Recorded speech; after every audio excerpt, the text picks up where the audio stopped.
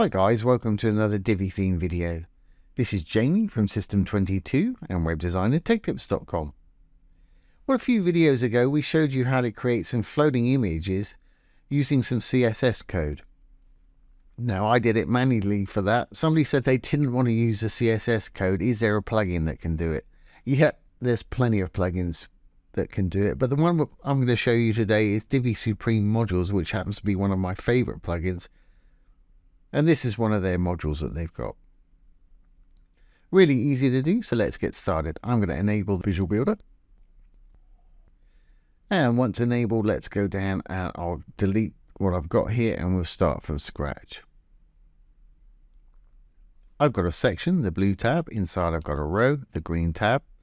I'm going to delete that and we'll start again. Okay, well I'm going to add a new row, the green button. I'm going to use a single column in that row. And inside, I'm going to put Supreme Floating Images. And when you add Divi Supreme, you get 50 of these, plus 4 extensions, including some great pop-up and library extensions. But I'm looking for the floating images today. There we are, Supreme Floating Multi-Images. And don't forget, you will need to have Divi Supreme Pro installed and activated to use this today. Once you've got it, you'll find it down in your menu, Divi Supreme Pro right there. And you'll find a link below this video if you want to check it out. So let's add a new item. I'm going to add an image. I'll use the same image as I used before, which was this one. And there it is. As you can see, it's popped it in and it's floating nicely there. If you just want the one, then you can leave it like that and align it in the middle. But I'm going to have 3. And as I'm going to have 3, I'm going to shrink this down to about 30% of the width of the container, which is the row that it's in. So to do that, let's go over to Design, Sizing. Here's the width. I'm going to simply type 30 in there. It's going to put in the percentage for me. As you can see, it's shrunk down. Okay. Well, now we've done that. Let's save our changes. I'm going to clone it. I'm going to choose another image for the next one. As you can see, there's 2 of the same image just floating on top of each other there. Click on the image to change it. Let's pop this one in. Great. Again, let's go over to Design and Sizing. Horizontal align. I want it to be about 35% of the screen. Let's try 33. That's about right, 1/3 over. Great.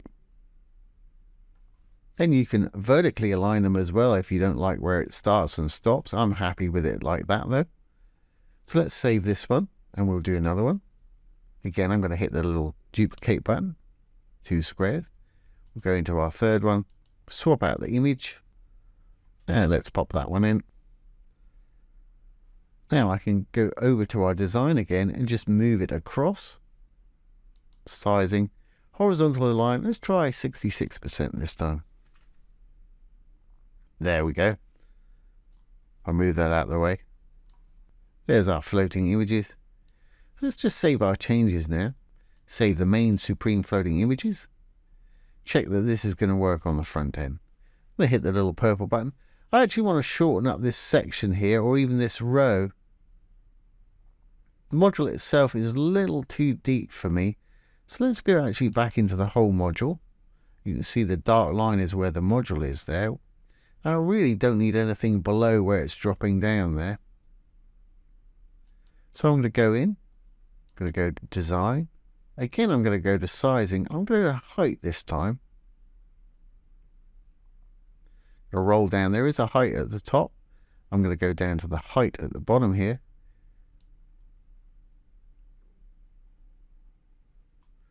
I'm going to drag it down, probably you can see that gallery coming up from the bottom there. Something like that's going to work for me. Yeah, I think that looks right. Great. Let's save our changes now. We got our floating images there. Hit the little purple button. Save draft or publish if you're ready. Now let's exit the Visual Builder. And there it is. There's our floating images. You can adjust these across a little bit more if you want to make them absolutely central there. Really easy to do. And that's a great little effect to have on your desktop site above your little gallery or something like that. That's going to get people's attention quite quickly. Of course, it is responsive, so you can use it on tablet and mobile if you want to. You may have to adjust the size of the module a little bit more to change the spacing down here. Let's just check that out. I'm using Google Chrome with the Great Inspector tool, so I'm going to hit F12. Bring up the inspector. I'm going to bring up my responsive toggle over here. There it is on an iPhone. As you can see, it's working perfectly, but you want to shrink down the module size on that to bring that up a little bit. Let's have a look on an iPad. Yeah, that's pretty good on an iPad too. You could shrink it up slightly if you wanted to bring that up, just like we did with the desktop version. So there you go, guys. I hope that's answered that question. There is how to do the floating images without using code. It's very easy to do with CSS, but if you want to add a plugin, Divi Supreme is an awesome plugin with 50 modules, great extensions. It is a good alternative. So I hope you've enjoyed this today and found it useful.